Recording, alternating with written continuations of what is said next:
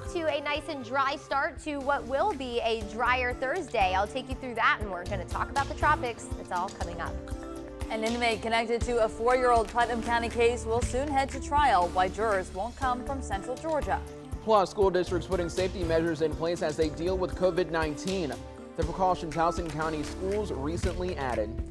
And Northside High School's new principal is making history. Our morning reporter Taylor Hicks will introduce you to her in just about 15 minutes.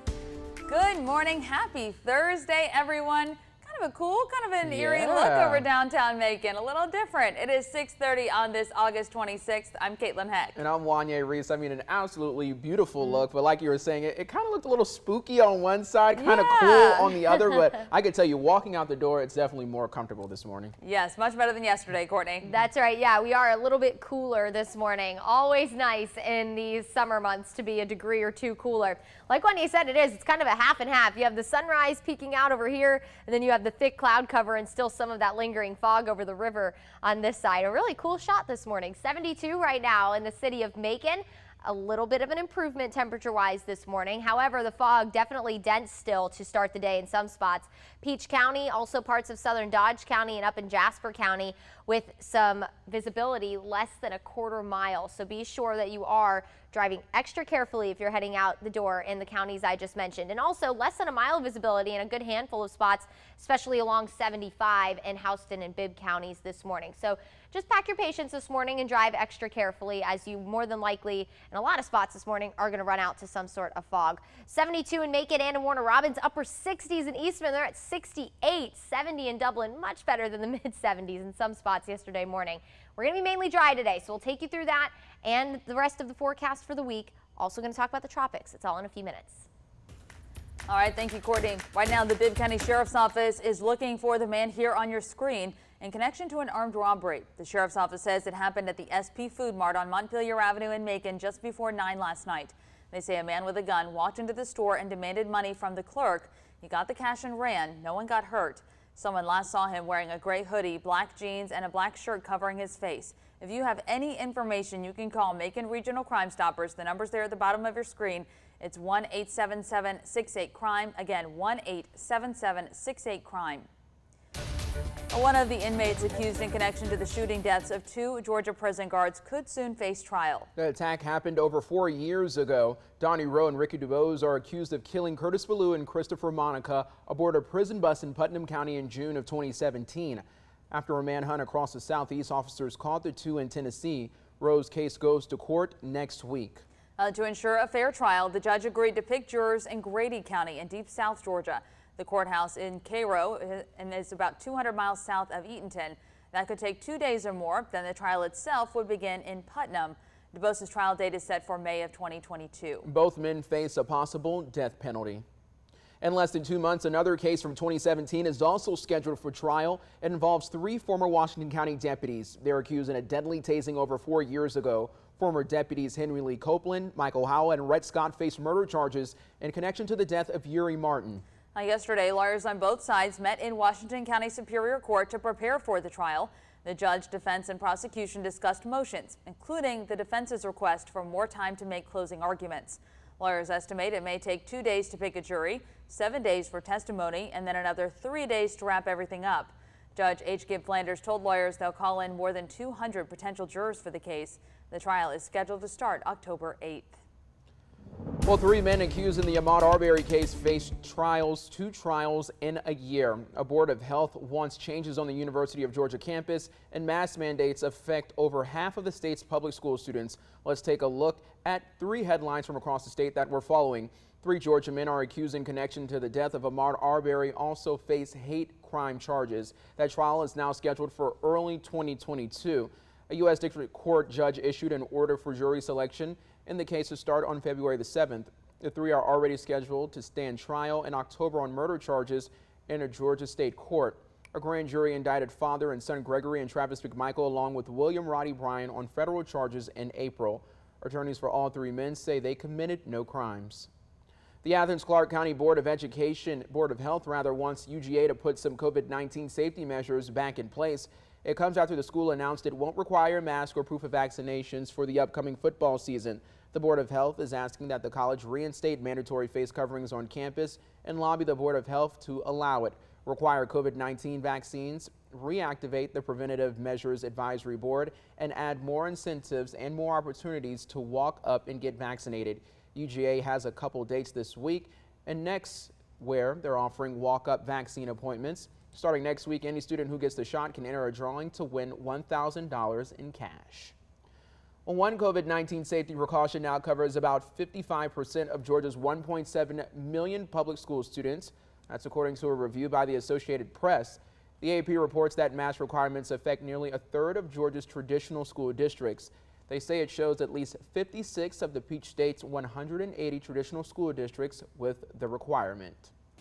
One of Central Georgia's largest school districts is seeing the virus's impact. The Houston County School District says more than 700 students tested positive this year, including nearly 450 last week. The Assistant Superintendent of Student Services, Sabrina Kennedy, says leaders meet weekly to discuss how to prevent the spread. She says they recently added some more precautions, including seating charts in class, one-way directional hallways, and alternatives to eating in lunchrooms. Kennedy says if your student is a close contact, they will have to wear a mask in school for 10 days, and parents can choose to have those students quarantine at home. If numbers get too high, the school district says they can shift to virtual learning in a particular classroom or grade level. And going online is exactly what's happening for a group of students from 2 schools in Bibb County. Superintendent Curtis Jones says between positive cases and contact tracing, they're now moving over 120 Howard Middle School 7th graders and around 21 second graders from Burdell Hunt Elementary to asynchronous learning. Now that term simply means education or learning that doesn't happen in the same place or at the same time. Jones says as long as students aren't showing any COVID-19 symptoms, they can return back to the classroom starting on September 8th. Until then, they cannot be at the school or attend any school events. And now to 3 headlines we are following this morning in COVID-19 vaccine news. Another vaccine may be a step closer to Food and Drug Administration approval. That's right. Moderna announced yesterday that it completed the submission process for its biologics license application to the FDA.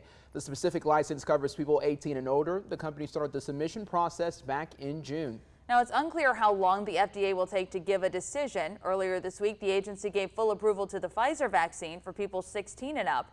That application began in May, so if they rule on Moderna in that same timeline, a decision could potentially happen by November. And not rolling up your sleeves may come at a cost if you work for Delta Airlines. The Atlanta-based company plans to charge employees on the company health plan $200 a month if they fail to get vaccinated against the virus. It's a policy the airline's top executive says is necessary because the average hospital stay for the virus cost the airline $50,000. The CEO says all employees hospitalized for the virus in recent weeks were not fully vaccinated. The policy starts in November.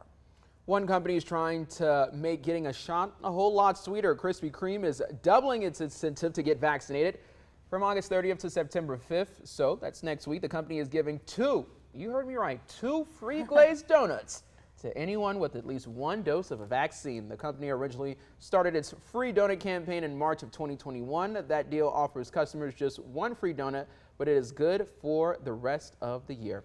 Well, the time's now 6:38 a.m. I know where I will be once that promotion starts. Yes. Because, right? Oh man, nothing like a good, hot Krispy Kreme So donut. you got to wait for the hot and ready sign. Exactly, and I will battle that one down the street from the station because the parking lot is a little so compact, but I'm willing to go to war for the donuts. Yes, That's I right. love the heart-shaped ones too. They make it so much sweeter. Absolutely. A treat for us, and maybe, Oh, I mean, I know they don't have anything for dogs, but I mean, come on. How cute. Get him a little puppuccino. Man, right? How and guys, fitting. it's National Dog Day today. What? Yeah, I didn't know. Oh, I just wow. went on Twitter, and of course, I mean, they answered everything, right? It's National Dog Day. Oh, so you celebrate, sweet. Wolfman. I know. Please look at. I think that is exactly what our hair will look like when we walk outside today, just like poofed out like that. It's gonna be very, very hot and humid. This is the cutest photo. I don't know what kind of dog you are, Wolfman, but you are adorable and I need you. We could have maybe an isolated storm for the afternoon. Thankfully, while it is still going to be hot and humid, so again, please be sure you and your dog staying plenty hydrated as you go get your exercise today. Thankfully, you won't be dodging storms for the most part today, and we'll take you through it all. Still plenty hot and humid. That's all thanks to this area of high pressure. We call it the Bermuda Azores High. It's always strongest in the summertime, helps bring in all that lovely humidity. Notice down along the Florida Peninsula there, all the rain moving inland. That's indicating how the wind is moving, pulling in all that Atlantic moisture. And while we don't love that it's helping us be so humid, that area of high pressure, it is going to be a saving grace for us come the start of next week, because it's going to steer what we call Invest 99L here that will more than likely become a tropical depression by later today, if not tomorrow. It's going to help steer that storm away from us, and we're going to cover that in just a couple of minutes here. First, we'll get you ready for the day and tell you what to expect as we head closer to the weekend, because that is quickly approaching. Today, again, mainly dry. Still going to be plenty hot and humid, though. Going to feel more like the triple digits for the afternoon. Notice, though, normally around 1, 2 o'clock, we start seeing all that activity bubble up. Not going to be the case today. So that area of high pressure is going to get a little stronger over the next couple of days. By 5 o'clock, though, any storms that do fire up as we head into the early evening, just in time for the ride home, if you get caught under one of them, you're going to notice it. Could carry some very heavy downpours. Now tomorrow, a little bit of a different story. We'll have that onshore flow continuing, so maybe a few showers for the morning. Our better rain chance will be on the way as we head into the afternoon hours, though, and of course as we head through the early evening, just in time for all of the football games. So for the ride home tomorrow around 5 o'clock, that would be around the time for tailgate hour as well. A few isolated storms will still be possible. Temperatures near 90. Good news is, though, by kickoff for all those games, we should start to clear out. A lot of the rain will be moving out of the way and will be mainly dry through the rest of the evening, but still plenty muggy out there. The humidity is not going anywhere. Through the weekend, about a 40% coverage of rain for Saturday for the afternoon. We're going to continue our summer-like pattern where we're quiet in the morning and all the showers and storms fire up for the afternoon hours. Low 90s for both days.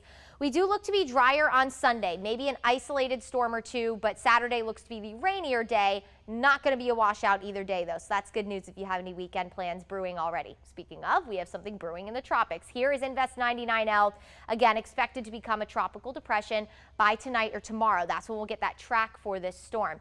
Now, here's that Bermuda high I was talking about. Well, it's bringing in all that lovely humidity. It's going to help us out next week. Notice, here's that storm that could be Ida, more than likely will, as we head into the weekend, making a landfall potentially somewhere near Mississippi, Louisiana, and it's going to ride around this ridge of high pressure. This is going to block it from moving further east and moving closer to us. So that's good news for us. It will continue to wrap around this area of high pressure as we head through the start of next week. If we are to have any kind of impact from that system, it will be some trailing rain as we head into the middle of next week. Maybe behind that, we could have some slightly lower humidity as well, which would be wonderful. Your 7-day looks like this. Very summer-like all the way through the weekend. Going to stay in the low 90s. A little drier to start next week. We could be back in the mid 80s by Wednesday.